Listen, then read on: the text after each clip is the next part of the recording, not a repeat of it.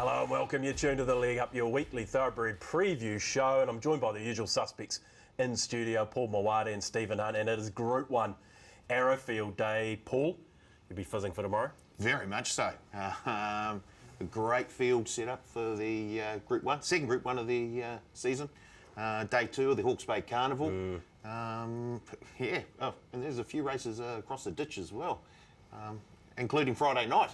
Yes, well, yeah, we may be able to touch on that a little bit later, but gee, she's short on no Moya Imperatrice, isn't she? She even money or somewhere around there? She's not even money. She's in the red, yeah. $1.70, $1.80, somewhere between those two quotes, yeah. Crocker, I'll take the even money now. Yeah, okay, yeah, well, I'm not handing it out. No, not after the way she destroyed them first up. Morning, Steve, how are you? Morning, Thaddeus, good. Big day tomorrow? Very big. Good field?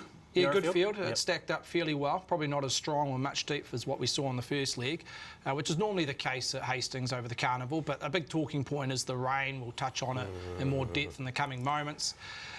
7 days ago, 8 days ago, we had Tauranga.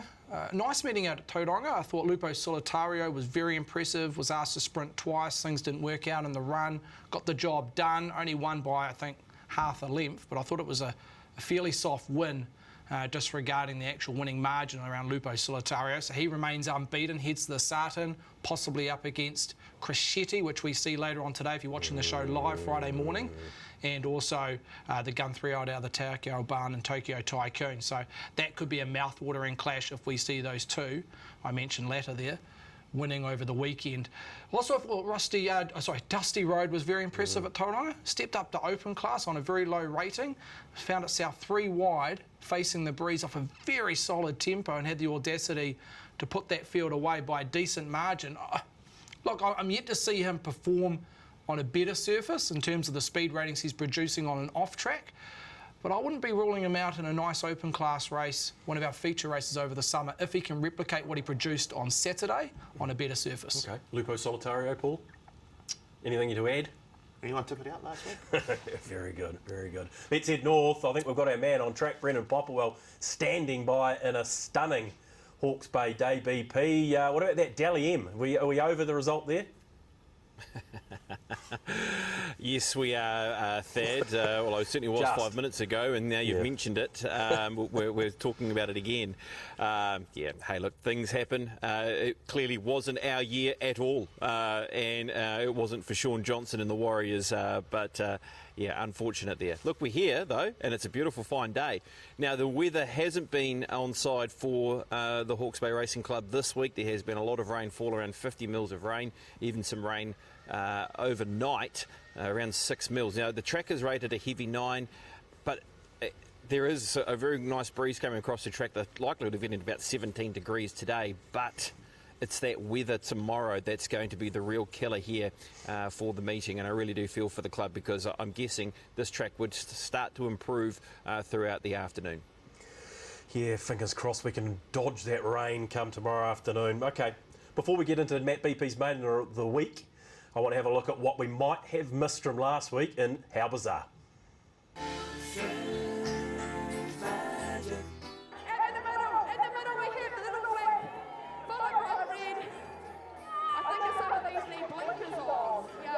Training you've been doing coming into today, and what was your expectation? We've trained a week. Two of us boys. Oh, sorry about that. We'll start again. Oh, shut up. Now let me get on with it. Let me get on with it. Zebra getting confident with the wave.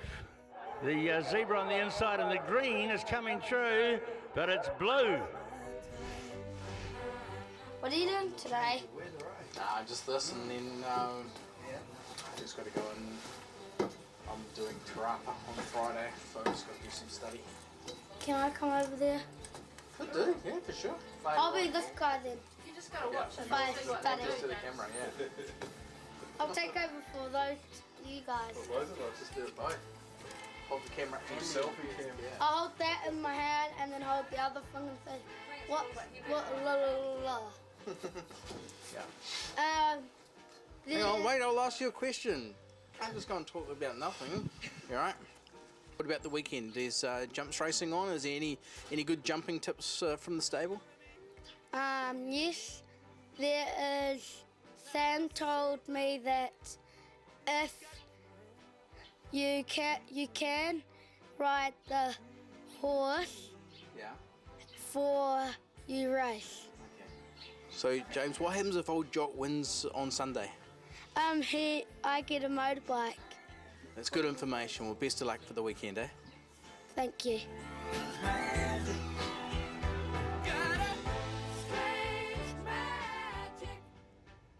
A young natural, James Brosnan, and old Jock going around on Sunday, Paul.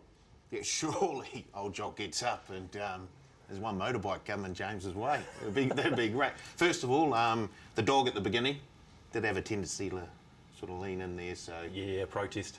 I think there would have been a protest, and the zebra just going down to the blue down the outside, so I'm guessing that was a Godolphin runner. Well, no, he got to the better part of the track there at Awapuni. He was on the outside rail, the blue.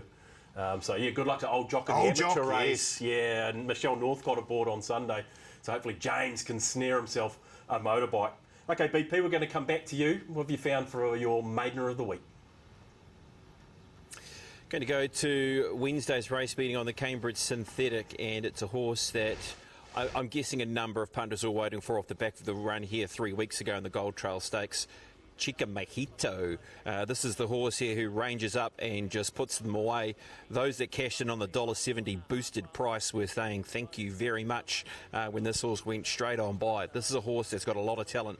Ben and Ryan Foote tested the water on debut in a Gold Trail Stakes.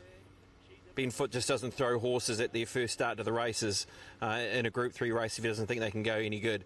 The horse went super, ran the right sectionals in a very strong race, and has then found that midweek maiden to be able to springboard her towards some better races. There's no doubt that she can find that better race again with that confidence-boosting win. I thought it was a really good maiden victory from her on Wednesday. You can count on me like 1, 2, 3, I'll be there.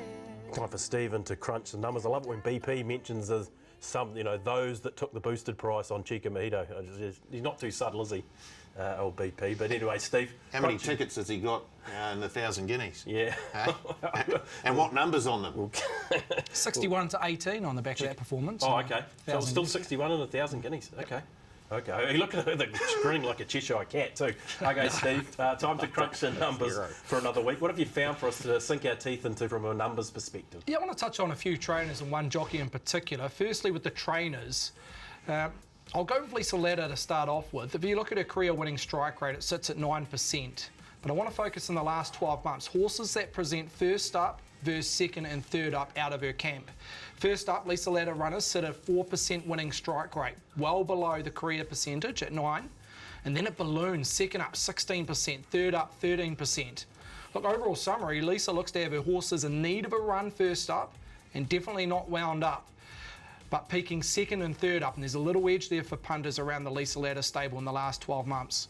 Then we'll head to the punters' pal, Alan Sharrock. A very healthy 15% career-winning strike rate, but if you look in the last 12 months, first up he sits at 10%, second up 11%, both below his 15% career-winning strike rate. And then we move third up, 26%, fourth up 21%, exceeding the 15% base. Alan is one of these trainers, if not the best in the country, at setting his horse and working back from a grand final. Not to say his horses can't win first up and buck the trend. They're still winning, aren't they? They're still winning, But second and third up, you're playing in good spaces there around the Alan Sharrock trained gallopers. Then I want to go to Cody Cole. Slightly contrasting compared to the first two trainers we've touched on. First up 17% in the last 12 months, well above his average. It sits at 11% winning strike rate. Then it drops considerably down to 6% second up, and third up slightly increases to 10%, but still below the career percentage of 11. So Cody Cole, on that score, I want to respect his stable when his horses are resuming, and when he takes his horses, they are ready to go to the races on the back of a trial or two. So Cody Cole, potent first up, you see there with a 17% winning strike rate. Right. So what? Well, what I take from that is Cody Cole opens the innings. Lisa Ladder then comes in at First 3. drop. Yeah. And then Al Sharrock comes in at The 4 or anchors the 5. innings at 4 100%. OK, what about Opie, Steve? Well, just the numbers are phenomenal, in particular early doors this season. You look at this season, his career is 16% winning strike rate, which is very, very high compared to his rivals. He's had 52 starts this season thus far, 16 winners at a median price of just under $4. Market expectation sits at 23%, which is very high, but he's still exceeding that at 31% a winning strike rate. Profit on turnover plus 33%. Now, if you placed $1 on each of his runners, his 52 starters, if you place $1 on each of his horses that were priced at $3.90 or below, so the pointy end of the market, it's plus 92%. Now, the last line here, black type stats, career winning strike rate sits at 17%. In the last 12 months in black type races, his winning strike rate is at 26%, including 3 already this season. Obviously, the Tarzino, the first leg of the Triple Crown. I can't believe there's still an edge in Opie Bosson. The marketplace is still not gravitating enough or hard enough towards Opie Bosson. That amazes me. I think for whatever reason, if you look historically in the last 4 or 5 seasons, the edge happens to be in the first 3 to 4 months of the season. For whatever reason, the market has yet to catch up on Opie when he resumes at the start of the season. And then he gets that momentum, that mojo flowing over Christmas, New Year, and the market tends to catch up. So there is an edge in the first 2 to 3 months, which we've seen there graphically. Okay. What I've taken from that is breaking news. Backing Opie Bosson is a good thing. Well surmised. Yeah. Oh, yeah. So this is why we're bringing it. I'll wrap it all up for you in a little bouquet. Yeah. Make sure you back Opie Bosson. Back Opie Bosson. Yeah, good tip. Good tip. Okay, guys, let's get to the Bay, Steve. Hawke's Bay. Weather and track conditions. What do we got? And what are we expecting? Well, let's go back to day 1. Look, the rail was in the true position that day. We know we were playing on the cusp of a 4. It was presented as a 5 early in the day. Look, the rail's gone out 3 metres from day 1. It had a bit of rough and tough on the back of the first day over the 10 race card. So they've just stretched that rail out to 3 metres. As BP's alluded, it's a heavy 8. There's around about 6 mils overnight to get it to a heavy 9. Hopefully it upgrades to heavy 8 later on this afternoon. And possibly things working out and we miss those showers forecasted tomorrow, we're playing with a 7. Yeah, okay. Let's get to the Arrowfield, guys. The Group 1 over the 1,600 metres. Race number 7 on the card, Steve. And a relatively dominant favourite here.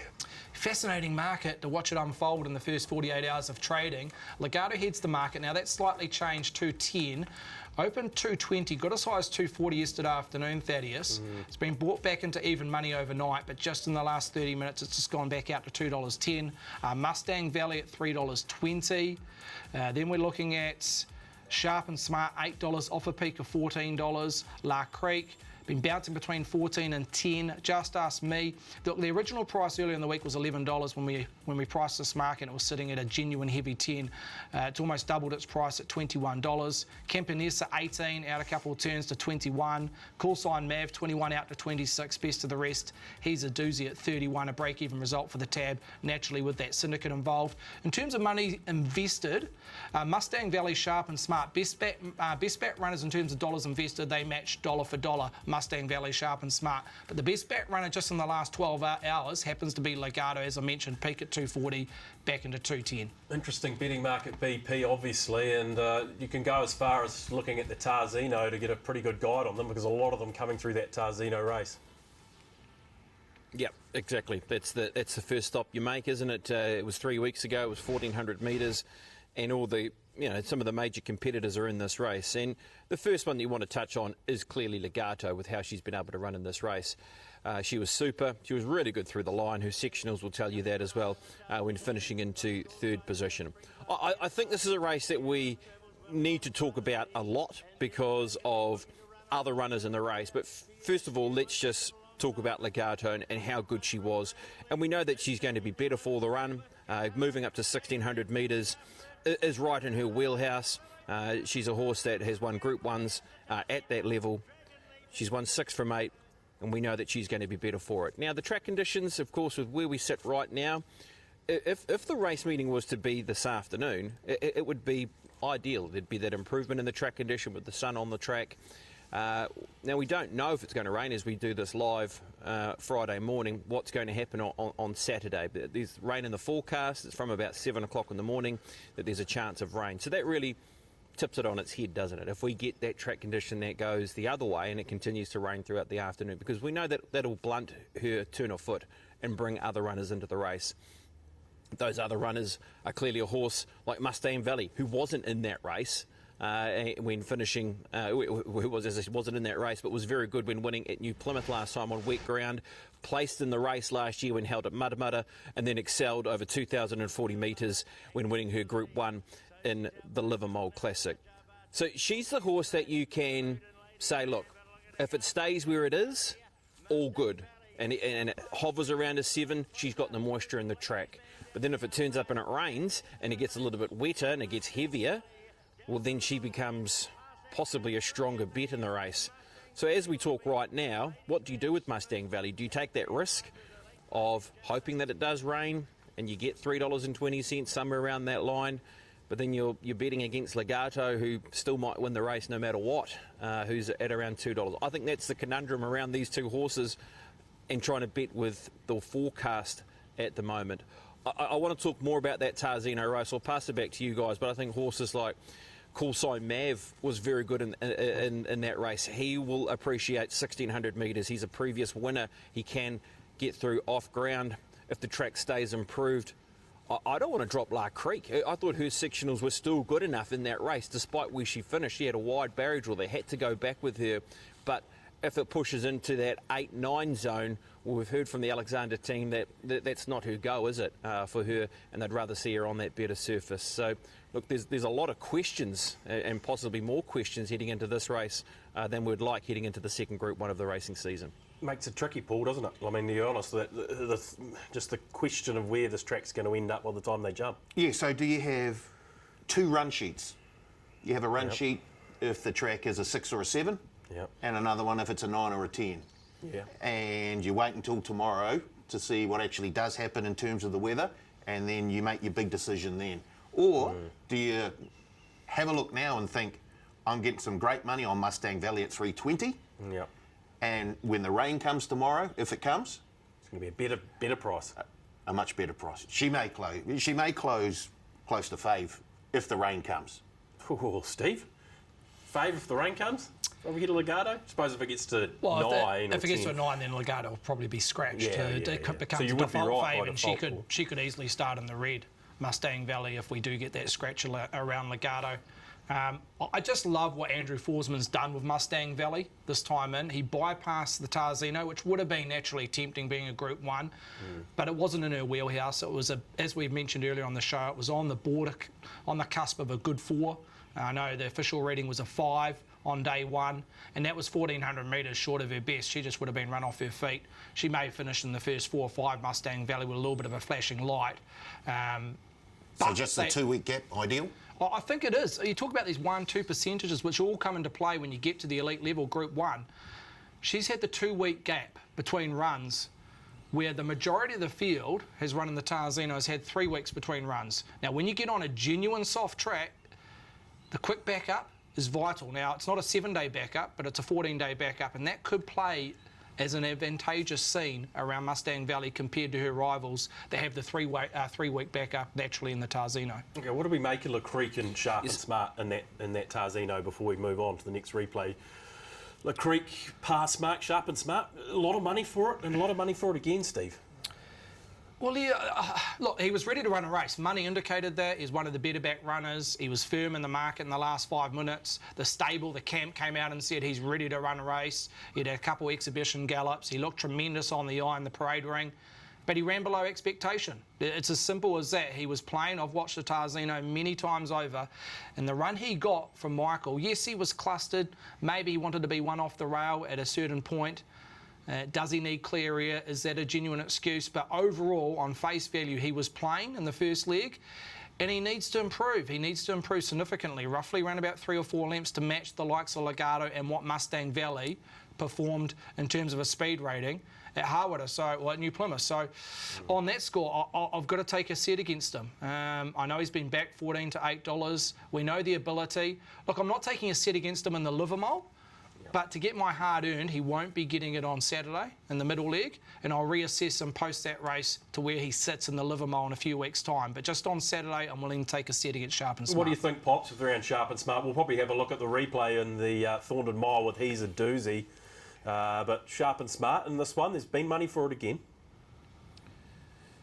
Yeah, I get it. I get why there's money for him, because he has to be a natural improver to 1,600 metres. His run, look, was only okay, wasn't it? And I'm sure, like Stephen said, the money was telling us that we were expecting better from him, but there can be that improvement from him going up to 1,600 metres. I guess the question for him too is if it does push out beyond what we think could happen in terms of track conditions, because this race that we're showing you, this was a genuine heavy track, of course, when he was beaten in the Thorndon Mile. If it stays around those latter stages of a soft, I think he can be a chance in the race for sure.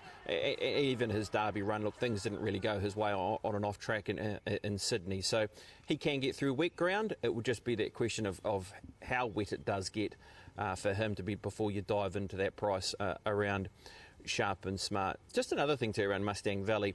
Look, the horse was, if you go back to last preparation, she had she won here, then she had 14 days to her Merrill-Metric Mile victory, and then there was 14 days from Merrill-Metric Mile to her placing on a good track, of course, in the Arrowfield last year, and then backed up 7 days later, of course, and absolutely demolished them here in a Livermore Classic on a heavy surface. So she is one of those horses that, you know, really does excel in terms of backing up, and that 14-day turnaround does sit nicely if you're looking at her numbers from last season with Mustang Valley. No doubt about that. Just that replay of the Thorndon. We saw He's a Doozy win there on a genuine heavy track. If the rain does come tomorrow, and Steve's numbers around Lisa Ladder train runners here we go. I like suggested second or third up was the ideal sweet spot for backing Lisa Ladder runners. Well, He's a Doozy ran in the Tarzino 3 weeks ago. If we do get a heavy track tomorrow, surely we could include him in a top 3 or top 4 at the very least. 30 to 1 for He's a Doozy, so it's a decent price. He's a horse that we've always underrated. One horse that I'm a fan of that I do want to touch on is Campionessa, and I want to have a look at the resuming run at Hastings, Steve. I'm a fan of this horse. Tries hard, probably going to be better over 2,000, but this is a nice resuming run. It was, look, there was enough money to suggest she can run well. She had a big weight that day. She's better scaled at weight for age, which she was proven at the second half of the last season. She was a horse that just went rapidly through the grades this time last year. Campionessa, she's got Opie Boss in, so naturally the market will trend late towards this individual coming out of the Te Akau barn. I kind of feel she's still 1 or 2 runs away from peaking. I want to see her at 1.25 miles. I think the Livermore's more her race than the Arrowfield Stud Plate for Campionessa. It's a tricky gate. Naturally, I look at the map overall. There's a lot of horses that are drawn wide that are naturally going to be back in the last third. It could be quite congested, that back half of the field. Campionessa, you got times ticking. Just Ask Me's going to go back from a wide draw. Legato, Ryan Elliott. Look, Legato, the wide draw might be more of a positive than what it found on day one. It drew barrier 5 and found itself 3 back rail, which was an ugly spot for Ryan, and he got just in a tight quarter coming around the turn and got out late, and as we know, unfolded into 3rd position on day 1. So, look, I'm sure for Ryan's scenario here on the map, he probably wants to be just worse to midfield and find a 3-wide train, and that could be potentially behind Opie, which is, there's no better jockey to follow in a race than Opie on Campionessa. So I look at the map and there could be an opportunity for Ryan to follow Opie around that 3-wide train, just worse to midfield. Look, I think she's found her mark around that high teens to low 20s Campionessa, just going back to the original question. But I want to see her probably in the last leg via chance in the 2nd leg on Saturday. Okay, you're a Mustang Valley fan, but you've got Legato as favourite here at $2.10 deservedly.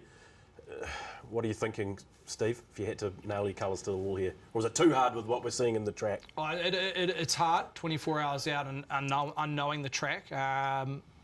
Yeah, I think the best option is probably a cover bet, potentially a fixed odds Quinella, which is around about $3.60. Just on recent performance ratings, they clear out Legato and Mustang Valley, particularly on their last start performance at Hawke's Bay and also New Plymouth. In fact, their rating probably 2.5, 3 lengths superior than the next best. So, yeah, on that Sharp and Smart score, I just want to see a little bit more.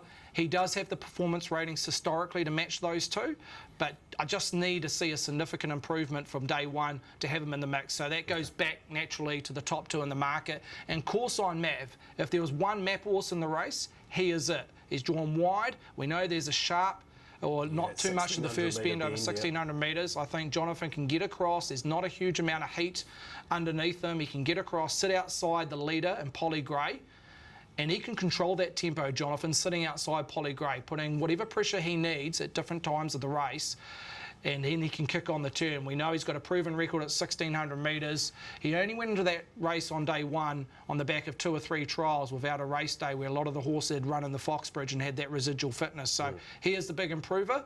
He's roughly around that $4 price for a top 3. But if you're looking for a top 3, I'm guaranteeing there's only one spot, because 2 spots are going to be covered by the top favourites. So it's a bit of a weird conversation to have, but he could be a big improver, and he is the map horse. Paulie, surmise the race. What are you doing on the betting perspective here before we get to BP? Yeah, outside of the forecast and whatever happens on the day, I can't believe we're getting $8 on Sharp and Smart. So everything Steve said and thrown it out the window. I know. Exactly. He'll lay you double figures. Yeah, exactly. Well, he gave us that on Joe Doyle. Anyway, Sharp and Smart.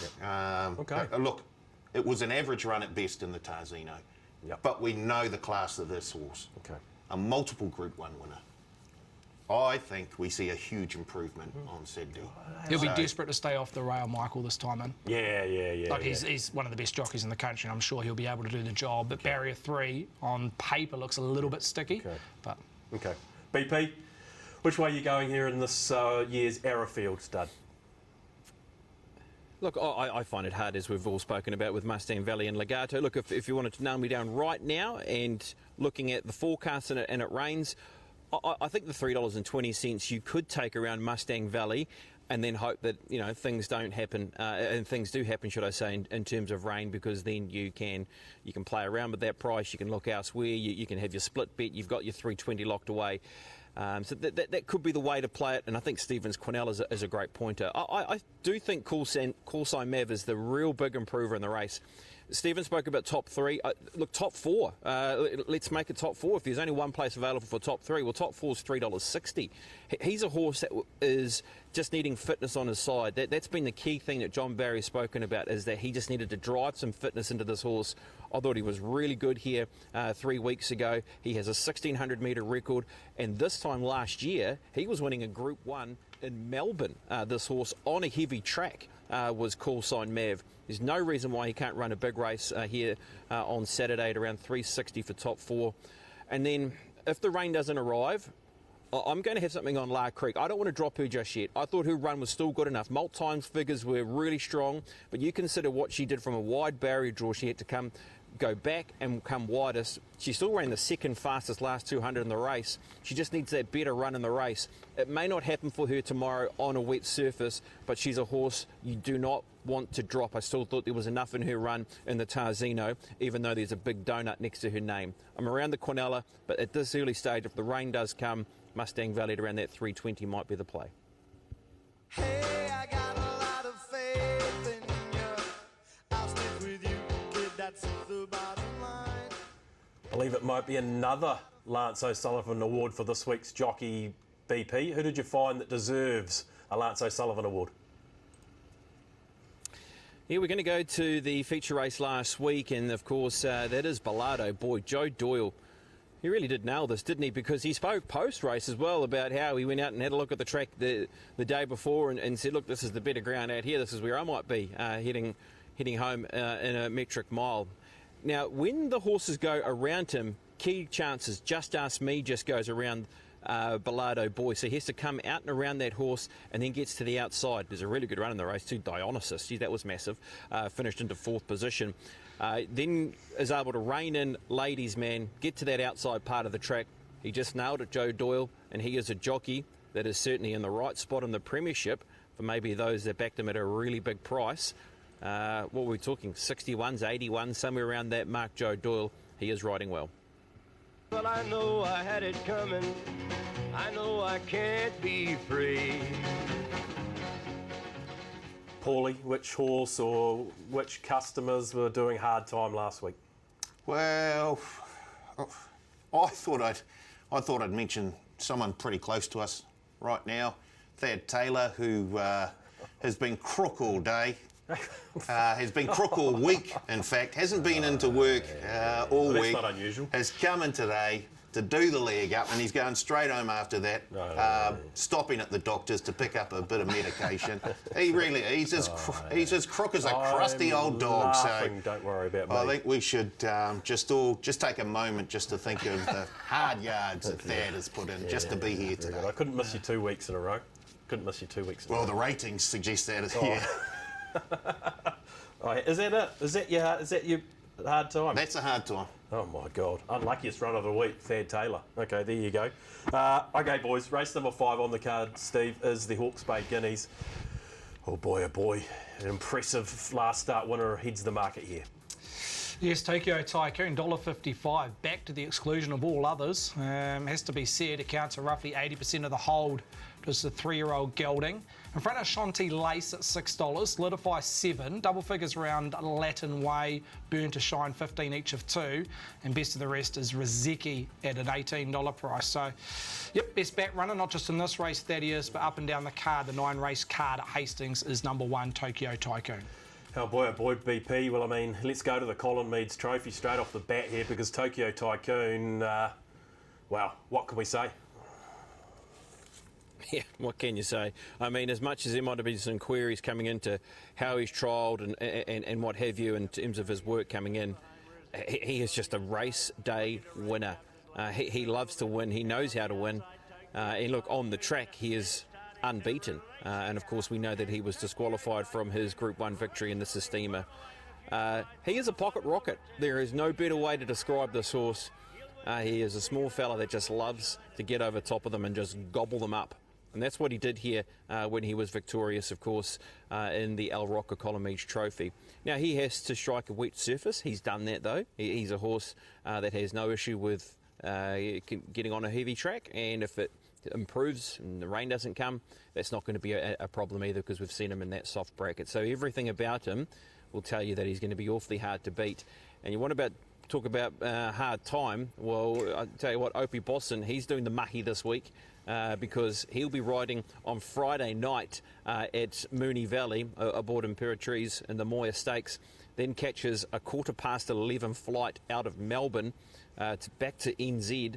That arrives at around 6 o'clock in the morning, and then hops on an 8 o'clock flight from Auckland to Napier to be ready to ride Tokyo Tycoon in race number 5. That is a massive weekend for Opie, and let's hope he can get the job done in the Group 1 first of all, and then of course his big ride's coming up here on Saturday. You'll be stuck in economy class too, Opie, no doubt. Poor guy. Maybe doing it tough.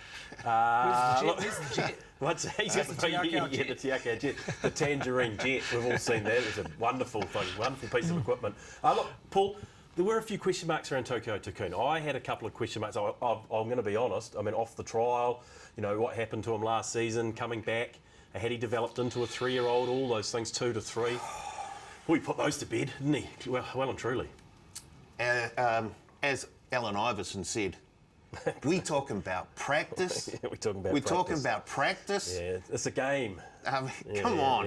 I do believe that Tokyo Tycoon was my best bet in the El Rocca. We go back to that. Well, you said that we had many questions. I had no questions. True. That's no questions whatsoever. You never did. You stuck. Look, he's a fair dinkum champion. Yeah. Champion. Big time. Okay. That gets thrown around willy-nilly. I'll tell you, well, he deserves it. Yeah, okay, fair enough.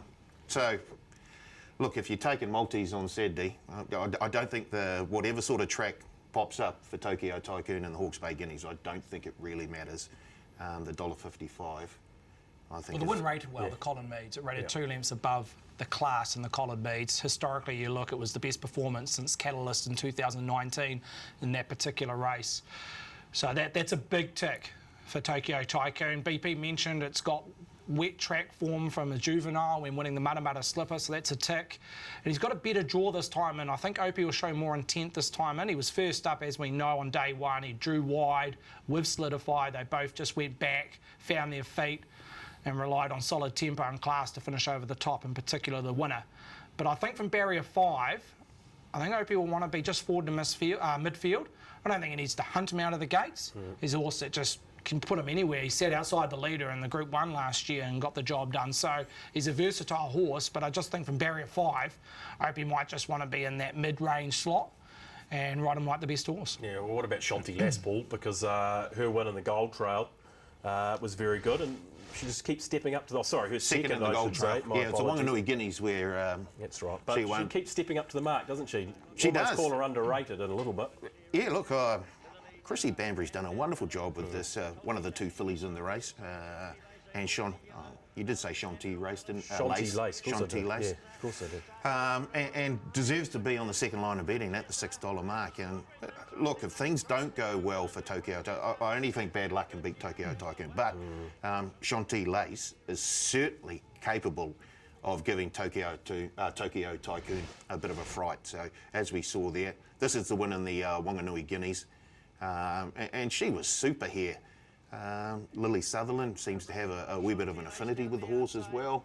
So, look, although I'm all over Tokyo Tycoon... Yeah, you're not on your own. No, and look, I think a place or a top 2, maybe, for Shanti Lace. Yep, exactly. I thought that was a good performance from Lenton Way. He was 154 days heading into that race where Shanti Lace had that residual fitness running in the months of May and June. And then she had a slight freshen up heading into the Whanganui Guineas. Back on her Gold Trail performance, she was 3 wide on speed, Shanti Lace, but that was off a crawl, 11 lengths below par to the 600. I reckon that was a better spot than being in the second half of the field that day, just how the race shape developed and unfolded. So no real knock on the eye. You look at 3 wide facing the breeze, oh, that's a massive run. But just on the race shape, I don't think it was the worst spot compared to rivals that she found in that race. But look, it's a sticky gate. I think Lily has to go back from barrier 9. The horse will find its feet. And I think she's got to make a call some stage in the running, depending on tempo, when she makes that mid-race move. She made a bit of a move in the Gold Trail Stakes. She wasn't always sitting 3 wide on speed. She was in that neutral position, and Lily decided to go forward mid-race. So Lily will just have to make a few options mid-race, depending on the tempo. And if there's lack of it, she may have to go earlier rather than later. Okay, before we get back to BP, just a quick word on Solidify, because it comes out of that same race behind Tokyo Tycoon. Thoughts there, Steve? I was nervous about his performance at Taupo.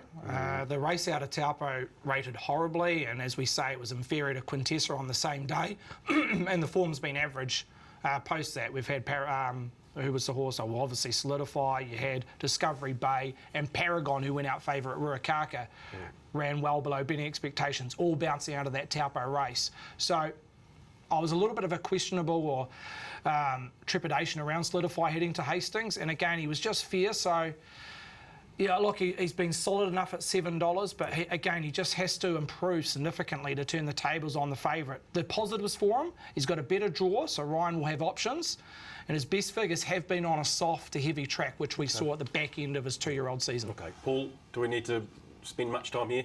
You know where I'm going? Yeah, okay, exactly. Tycoon.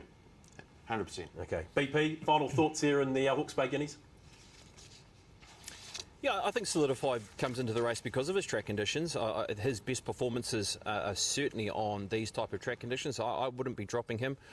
I think Shanti Lace plays a big part here in the Quinella and Exacta. The Quinella with Tokyo Tycoon is $4.10. The Exacta, if you want to play Tokyo Tycoon into Shanti Lace, is $5.70. They're a possible couple of options.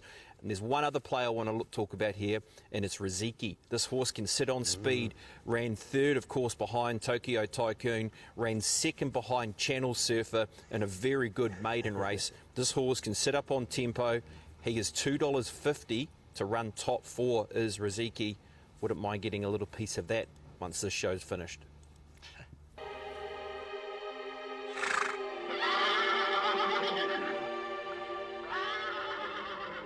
Overs Golds last week. They had a very good week the week prior. Not too bad this week as well. And some massive movers. I know the rain contributed to some of that, but Frank the Tank kicked things off for customers. 480 into 280 was a huge result. Makitawa missed 26 into 480. Could only manage 7th, but one heck of a move. As was Berry, the cash, the Grand National winner, 31 into 650. It was a good run down the outside for 3rd, kept coming. Deerfield, 21 into $6 for the 10-year-old, the solid campaign at Deerfield. Penny Wecker in the Muriel Mile, she'll keep, don't worry, 15 into 480, was getting home well for 7th. Tears of Victory 21 into 850 at Tauranga. Special privilege, 21 into 850 and a win there in race number 6. Chattahoochee for the Sanders team goes back to back, 16 into $8 and first. Thanks for coming.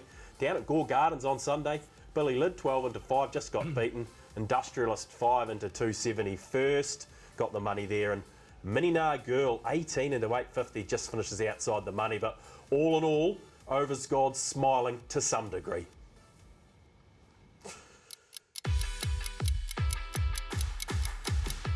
We've got another minute with Maoate, and this time I'm joined by Courtney Barnes. I'd be a teacher. Have you done any study towards teaching? None whatsoever. You reckon you'd be a good teacher? Hell no. Probably lickety split at Riccarton. Yeah, it was pretty cool to get a Group 3 in the North Island, yeah. First nickname, probably Mouse. Mouse, who gave that to you? Oh, Stephen Prince, a trainer in the South Island. South? Yeah. On Blacklist on Netflix. There's a lot of series. Yeah, I know, it goes forever, but slowly getting through it. How far through are you? Season 2. Oh, you're a long way then. Yeah, heaps. I like a good beach, so dinner somewhere nice. What sort of cuisine? Does it matter? No, there's probably something expensive. Oh, netball. Netball? That's not at the Olympics.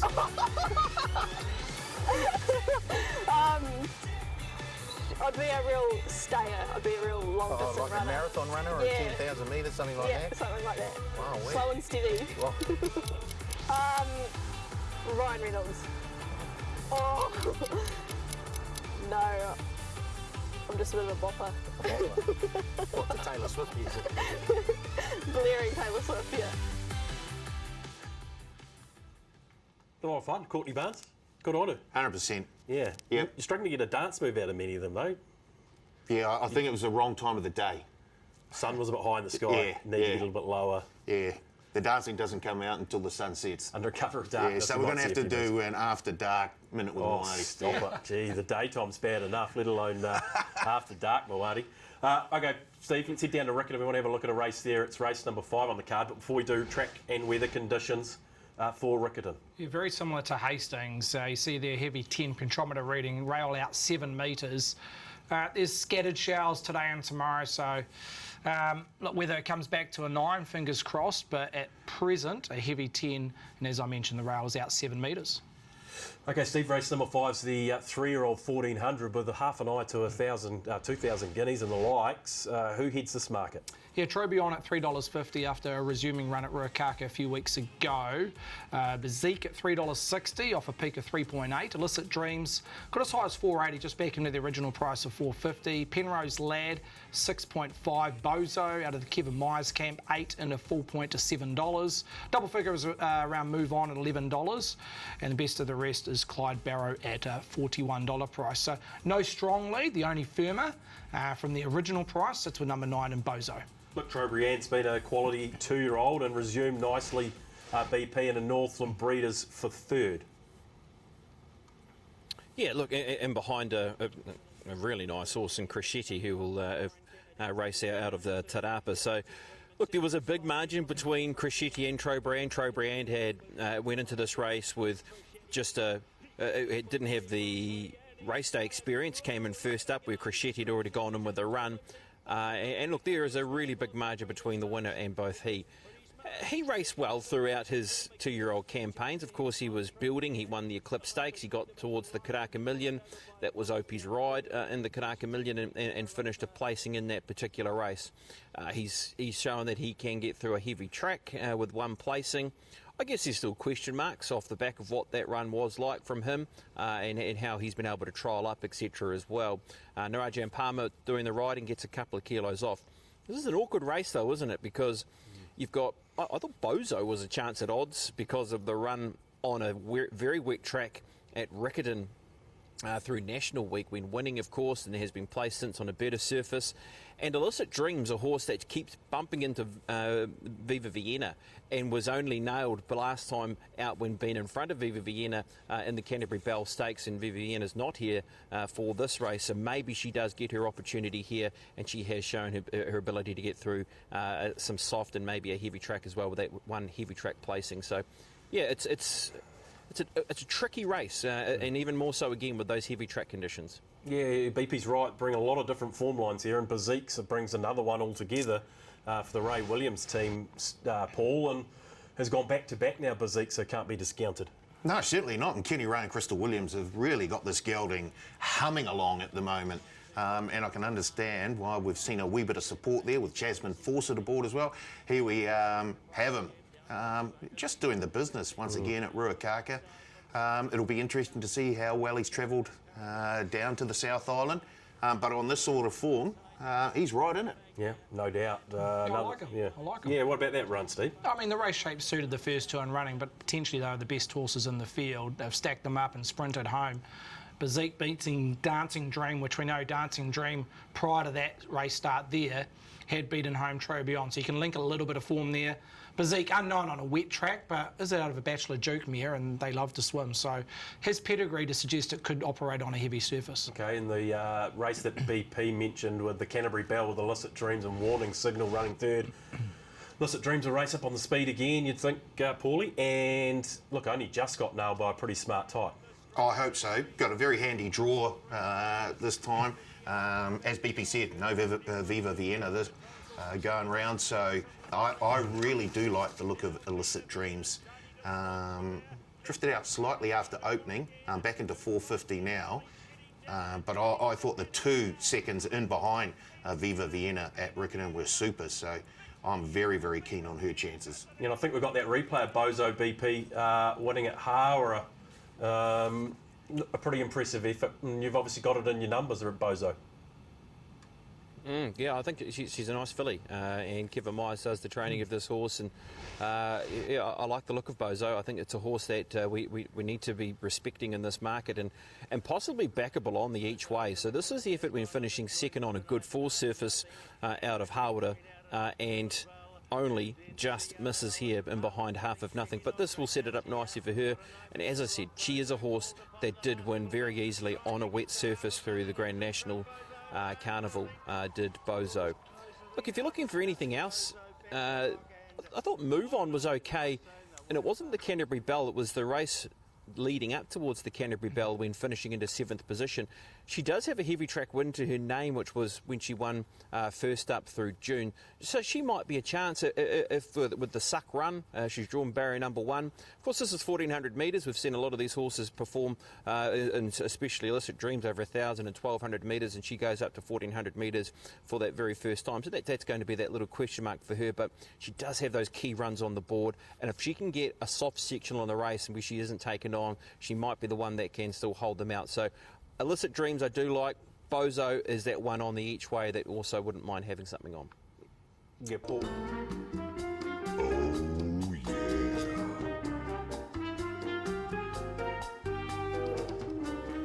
Foreplay time, gentlemen. Geez, we're struggling to land one. That'd be fair to say. Anyone need to put their hand up last week? What was it? What was it? Oh, up at Your lips are sealed.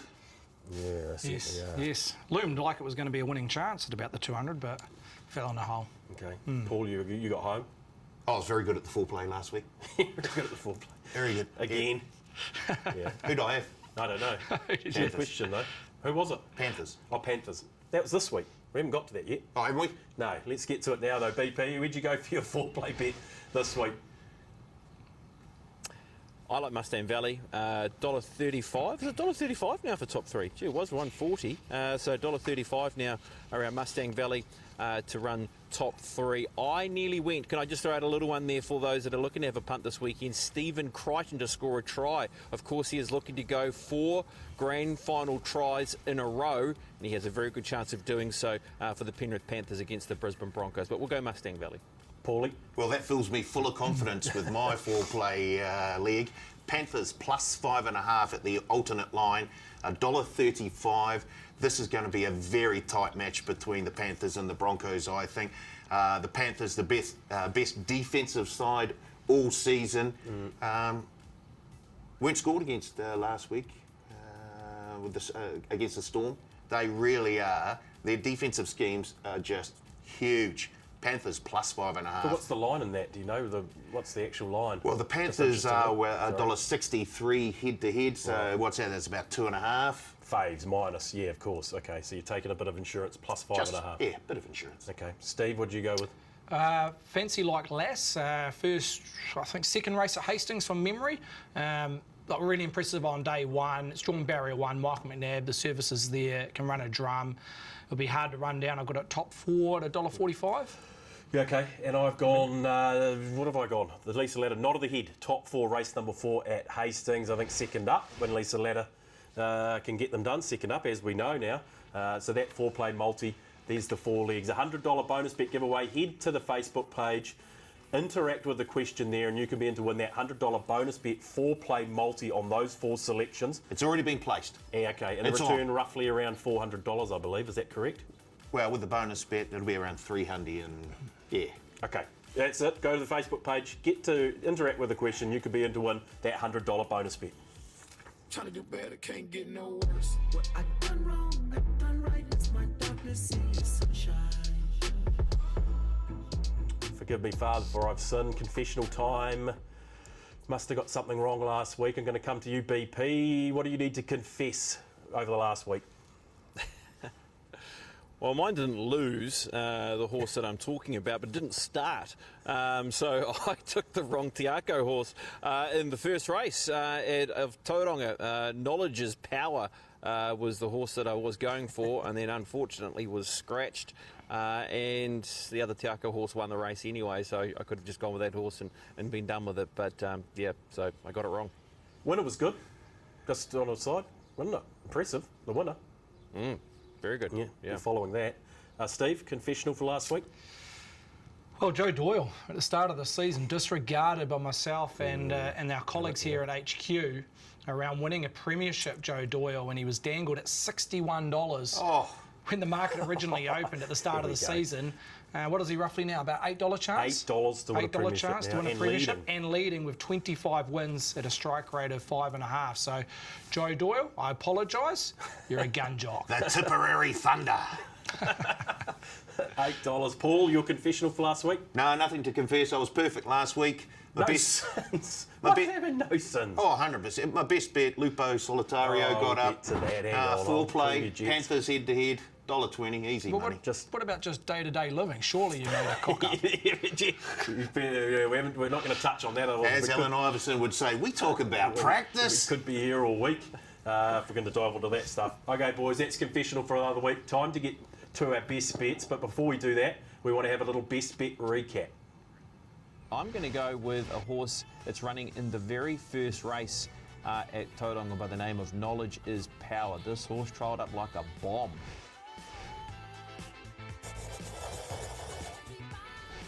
Yeah, I'll go to Tauranga Race 3, the 3-year-old 1,300 metre race, and I love the look of Lupo Solitario. Lupo Solitario goes back-to-back. You'll go to Alpuni, race 5 from memory, or race 3, should I say. The rating 65, 1,100 metres. Idyllic. Idyllic is lonely as a diner. Idyllic in a different class. Gee, that's the way we like to see him win. Steve, impressive. It was. She's a very towy mare, so yeah, she may be up to black type later in the season if placed right. And Paul, anything to add? Just more class. Mr. Perfect. Mr. Perfect, no sins to confess. Paul Maoate and Lupo Solitario. Good week for best bets. BP, we know what happened to yours, but we got a void on that one. Where are we going this week?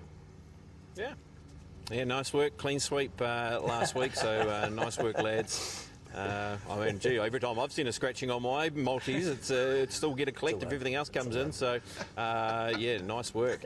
I'm going to go race number 2 at Hawke's Bay. Really like this horse. I think he is a horse for the season coming up. His name is Channel Surfer. We identified him as, was he our very first maiden of the week for the season? Potentially. If he wasn't the first, he was the second. He is a horse that can go very close to winning this race on, well, I hope he goes more than very close. I hope he wins the race in race number 2. Now, it's a good field. It's a maiden as at race, but he is a 3-year-old from last season that competed against some of our best horses, did Channel Surfer. Shouldn't have too much of an issue getting through track conditions, you'd imagine. He's got a record on soft ground. He was able to handle that surface area. It was a soft 7. He's been placed on heavy track conditions. He's got a low draw. And who's riding him? Oh, I know. That guy called Joe Doyle, who's been able to pick up this week's Lance O'Sullivan Award in Joe Doyle. So we'll go with Channel Surfer. The dual-winning Lance O'Sullivan Award recipient, Joe Doyle, the Tipperary Thunder. Paulie, best bet from you, please. Well, speaking of dual winners, the boys have put out a boosted market, the Boston Boost. And that's on Opie to ride Imperatriz in the Moya Stakes at the Valley Friday night tonight. And then zip back across this side of the Tasman and to ride Tokyo Tycoon in the Hawke's Bay Guineas. So the boys have put a little boosted odds option together there.